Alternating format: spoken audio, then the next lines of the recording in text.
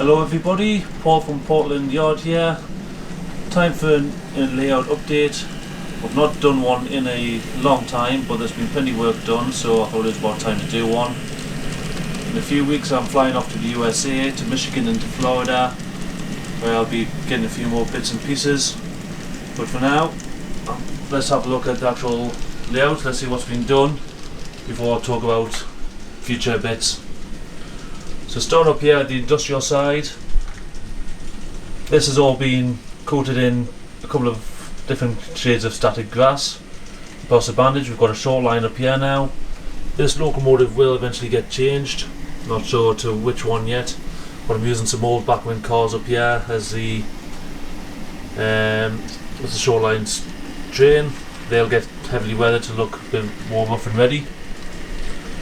This unit at the back, that's going to get replaced for a new factory unit for new cold foods, which will help take up a bunch of this space in the corner, help hide all the wiring up there.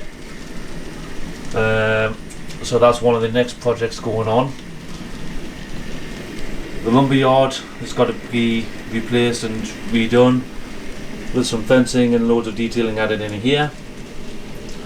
These are two water racks that need some work done, but I'll talk about the stock more in a minute. I've added some static grass around up this end of the yard, redone this entire section down here, added a bit of fine sand down here, just try and add a bit more detail into the yard. There's still various areas like down here I need to fill in. This was a kit I got from Jaded Plus Daughters. It was second hand, but it hadn't been used, so I decided to redo this. Not finished yet, but it's already looking a lot better than it did beforehand. Some fine details to add into there for general distribution.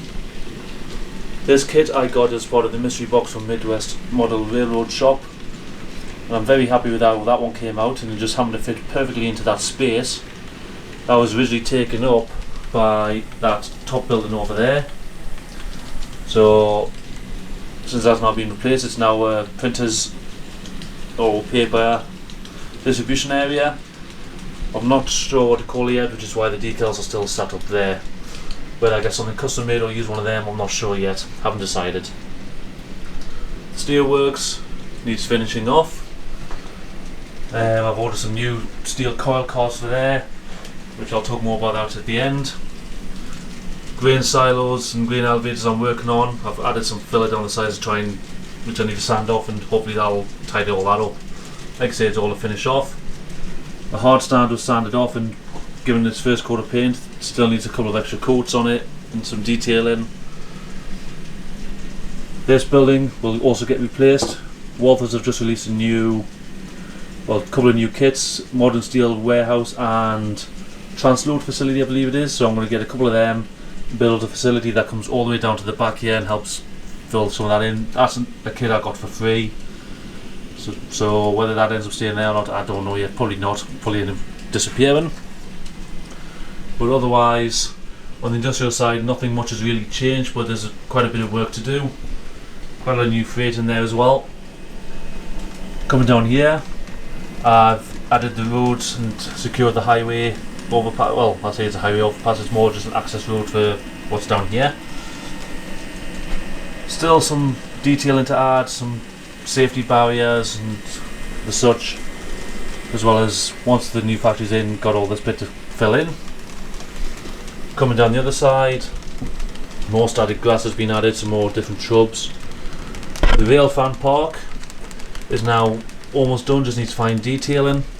So we've got the painted metal fence all secured in here. Got this building which I got from Darrell Cruz, who did the Union Pacific Geneva subdivision layout in N scale, which was a fantastic layout. I still love watching his videos. Shame it's now gone and it's all in HO scale, but I got that when he was selling up. I just need to add a new little pillar in here, because I was originally going to try build an exhibition layout of Rochelle, which that was going to be there, because this was the gift shop from the Railfan Park, so it's now the gift shop here. I've got one of the last things I did, I secured this piece of track and added some ballast for not necessarily this caboose. I'm going to get a Union Pacific caboose to go there, but definitely makes an improvement when it comes to watching trains going by, as we can see here. There's a Union Pacific Manifest trundles on by. Very happy with how this area came out. Things I want to add here: little picnic benches, a little gazebo, maybe an American flag, and then, of course, a lot of people here, and a bunch of cars for the little car park here. I need lots more trees up here, especially to cover these horrible areas where the backseat got a little bit ruined. But overall, I'm pretty happy with how this has all come out.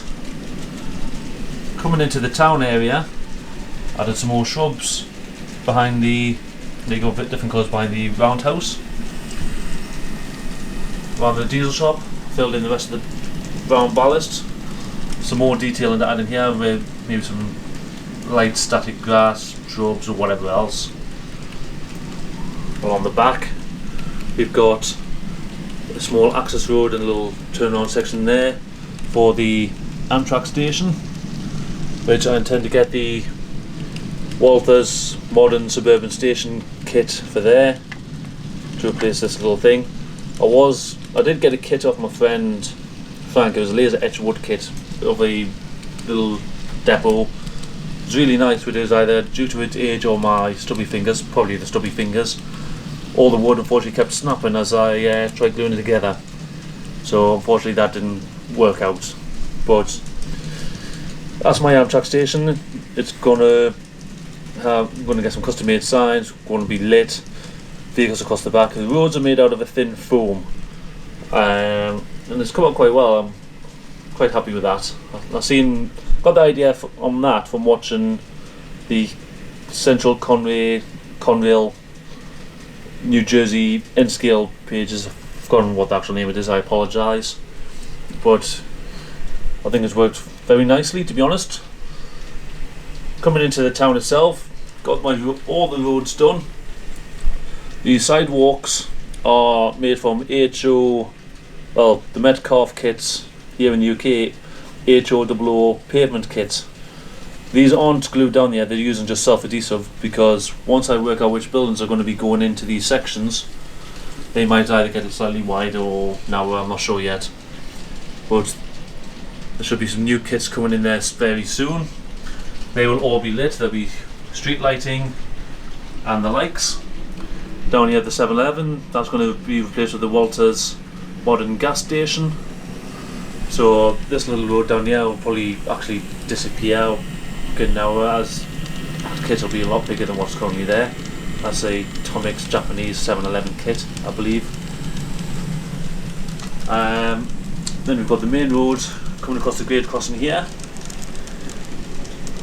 And again, I'm pretty happy with how this has all came out, along with the little access road into the Union Pacific diesel shop's car park. And then one of the biggest things that was a pain to sort out was this, what was a big mountain of polystyrene here. So got around to it, and so on this side I'm really happy with actually how this side's come out, with various different colours of static grass. A nice big green mountain. It's not finished yet, of course, like the rest of the layout, but there's plenty of trees to add in. But overall it looks rather good, especially when you've got a train like this going through and into the tunnel. If you're curious what this tunnel hides, I can switch this on, open it up, there we go. What it does, it hides the big 90-degree turn that comes out into the desert over here. Again, happy with how this side came out. Over the large bridge, this is the first kit I actually weathered, over the river. I spoke to a couple of companies and we worked out from measurements of the width, length and the depth of how well I want the water, which is about to here, that it needs around 18 litres of resin. So that's going to be quite difficult to, and quite expensive to get hold of. So, but once that's done, it'll look rather good. But again, another section I'm pretty happy with. We've just got the Union Pacific GP40s coming across with the start of my custom excursion train now, which is another project I've got going on. yeah, I'm pretty happy with how that's come out. And that, of course, leads us back round to where our short line comes over the main line. So as you can see from last time, there's been an awful lot of work done. It should also be noted that this building has got lights added. The machine shop also has some lights added. I need to add a bunch of lights into the roundhouse, some yard lights. You know, there's so much lighting I need to add onto this layout. What I do fancy trying to get hold of, if I can at some point, is the Broadway Limited Lightning and Thunder set, so I can add the strips onto here, so when I make a night scene I can have a nice storm going on. In terms of stock, we'll start with the excursion train. These two are mine. These next three coaches I've agreed to trade with someone over in the USA for some more, well, for two standard UP coaches and a Santa Fe transition car. These operational bore cars at the back I've offered for trade for some regular bi-level cars, but no one's took that up yet, so they're probably going to get stripped and painted. They're currently running on the inner loop, which I've actually just started an experiment with the Noox ID, a special which is meant to help you never have to clean it. And so far, because I applied it earlier this week, I've yet to clean the track. Ran numerous trains around it which actually used to stutter on the outside loop, and they ran smoothly all the way around, non-stop, not one stutter. So, which includes that consist over there. I ran that round the inside loop, so it got the Noox ID on the wheels and the contacts. And that used to stutter a few times, somewhere around here. And since it's gone round on the inner loop, it's not stuttered once. So I'm pretty happy with how that's all coming out so far. But this is going to be a long experiment. If it works well, everything else will get covered in Noox ID. This used to stutter quite a bit as well, and that's now running smoothly as a result. So this excursion train, I've not yet decided what livery I'm going to put it in, but this is going to be converted into a power car. The K4 there is the main choice of steam traction for that excursion. This I got off a friend, which I quite like. Just needs fixing up a little bit. Work on a flat car, along with these two Grand Trunk grain cars. I just need some new hatches for the top. These two auto racks just need some fixing. This Athen one needs a new truck on this end. This one needs a new coupler. Most of these back in here just need new couplers. This Gale Trains hopper, when I first received it, actually had the one of the couplings pushed up like that and a piece of detail snapped off. So Scale Trains sent me out a complete replacement, so that's now just waiting for whether it's going to be renumber and get a new coupler fixed to it. And we've got one of them there. There's a bunch more of them here. Got 3 new carbon blacks. And we've got these Coke hoppers, which I also received off my friend in Florida. I've had a lot of freight cars weathered by someone here in the UK, which makes a hell of a difference to how the things look. I need to get myself some lumber loads for my centre beams. And I've got a bunch more freight cars to send off for weathering. The next ones I think will probably be some Tropicana ones, because these ones down here need renumbering first because they're duplicates.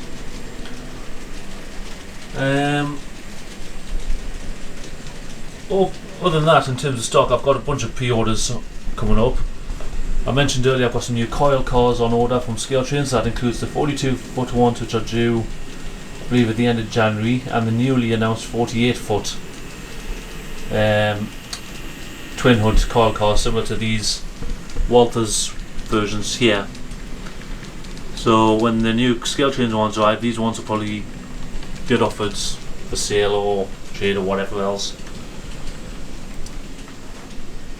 One thing I want to do is get a couple of display cases up here so I can get all my locomotives, which are currently stored in these drawers under here. Got some stored in here, got some stored in there. Get them all out of there and up into a display cabinet, so I can actually see what I've got and I can easily grab them. Because the thing I don't like about them drawers is when you get to closing them, they suddenly slam shut. Same goes with all the British ones in here. Get them up here, out of the way, then I can sort out a bit more underneath here. Down here I've got my Centennial and 844. 844 is coming with me to the USA because it's going to get a sound decoder fitted at long last, so I look forward to that. There's something else I'm picking up in the USA, but I'm not going to spoil that until I get back. And then I'm hoping to swap this over for an ESU decoder I've currently got sat in this little bag over here. This is some spare Intermountain SD40 body shells and handrails, which I just happen to actually have to add one to my Canadian National SD40. But in there's 3 Atlas ESU decoders. There's just the drop-in types, but one of them I had wired into this locomotive here, which motor since went kaput.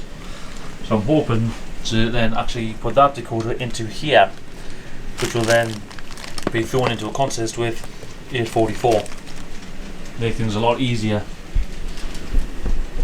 There's a Canadian National unit that needs the new handrail because unfortunately they snapped off. 4449 I need to alter the chuff rates. This thing's a very old lifelike switcher, so that's just now dead. This needs decoder swapping for the WVD board, I believe it is. Got one somewhere. Where is it? Here it is. So that needs this putting in, which makes the next 18 ready. This needs a next 18 decoder, or a sound decoder anyway. That needs the Cato ESU decoder. That's currently TCS fitted, but I want to change it for an ESU. So again, that can go into a Union Pacific consist. That needs an ESU decoder. These two are just dead. That one in fact doesn't even have a motor in it, full stop, it's just a dummy. That needs ESU. That needs ESU. Everything else there's done. Underneath here, got a bunch of locos just doing ESU conversion. These consists are all done, speed matched and all, including these two here. We've got 1225s hiding in the shed there. At some point I would like to upgrade that to ESU. As you can tell, them two are done. These 3 are done. This I would love to get sounding at some stage. This will probably stay the way it is unless I can. I mean, at some stage I do want a diesel to go with it in the consist, but that's neither here or there at the minute. That needs speed matching. It's currently got ESU, but so does the rest of the Great Lakes Central fleets need all doing. But I do.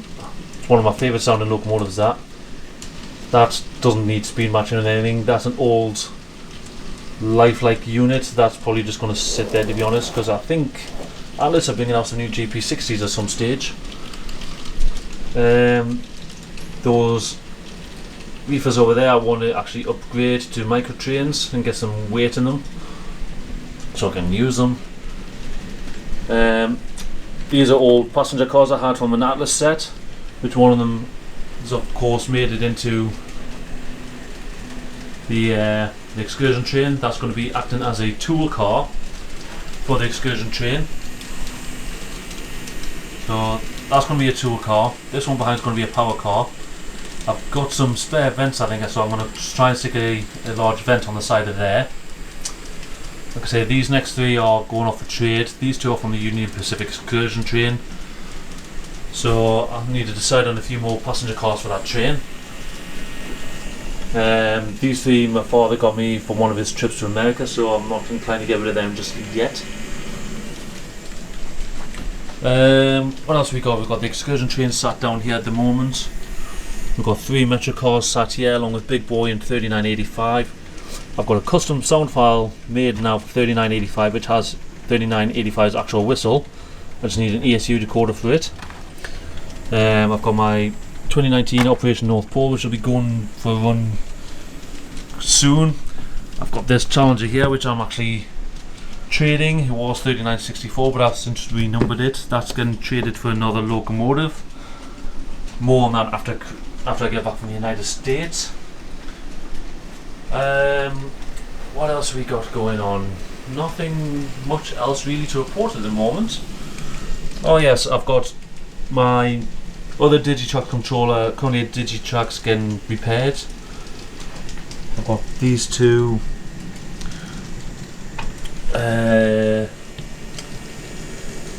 need speed matching with this one. This one though at the moment actually has the 3985 sound file as a test. So that's to do. Bunch of locomotives in there all need ESU adding slowly. That's what I mean about the locomotives falling over. So I want to get something new for that. This locomotive I need to get looked at because the trucks just keep falling off. They don't seem to sit in there. So that needs looking at. Got this GP50. That was something else my father got me a while back. So I'm not inclined to give it away, especially now it's DCC fitted. Might give that a run in a minute actually. Got a bunch of Operation North Pole stuff down there. Got some locomotives in here. I've got the Operation North Pole 2019 locomotive in there. That's got one of these boards fitted and an X18 decoder. I've just thrown a speaker in there for now, but I'm going to get that soldered to this board and at some point hopefully get the X18 ESU decoder to make it go sound. So, oh yes, and I've got this sitting down here. This is part of the Steam Railroading Institute's excursion train. That'll get converted into the power car at some stage. I've got some old River Rossi heavyweights that need their chucks converting. Some old Concours Union Pacific stuff I picked up for cheap. That was originally part of the old excursion train. But that's how things stand at the moment. I'm actually picking up my father from the airport on Sunday, and I believe he's got a couple of things for the layout, including a new building over here with lights in it. So when he does come back and I've seen what we've got, I'll do another update video before I go to the USA. I'll do another one when I come back. Other than that, that's where we are for now. So I hope you found this interesting, especially with how far I've come along. If you're new to the channel, please give us a subscribe. Please give our Facebook page a like, where you'll see more constant updates. Until then, I'm going to leave you now with a few running clips. And that's it for now. So until next time, thanks for watching. See you later.